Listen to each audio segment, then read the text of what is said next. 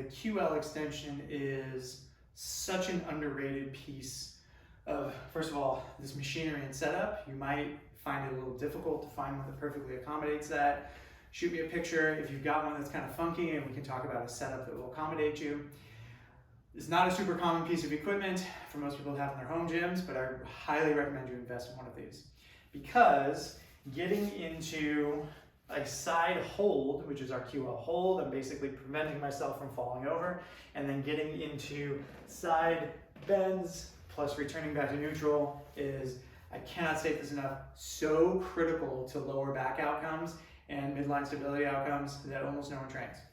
So the form, I get my feet hiked up into here. Depending on your situation and configuration might be slightly different. Shoot me a note, totally fine.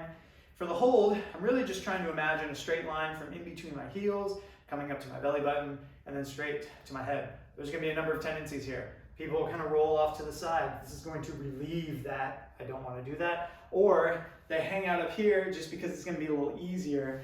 Hanging out in neutral is quite tough.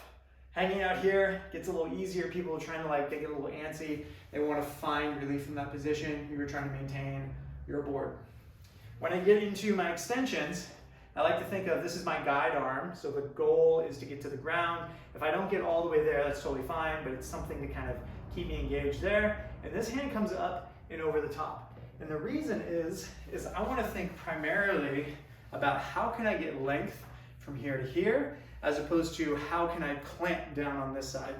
And while that difference might be subtle, it might not produce a whole lot of difference in your movements, the principle or the sort of mind-body connection can be quite a big deal. So that arm comes up and over. This is also helpful with me keeping a good plane through here, so I'm not twisting and turning about. You'll notice you get a stretch, oh man, all through everything, and then you come back up to neutral. There's no need to hyperextend and come back up. We're naturally gonna hit the other side, that's totally fine. And squeeze to neutral. Oh, squeeze to neutral.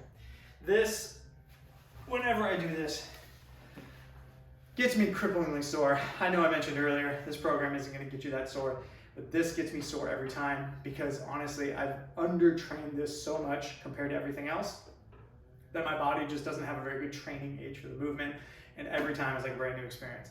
But as you get stronger here, the world changes in terms of your ability to navigate and stay out of low back pain.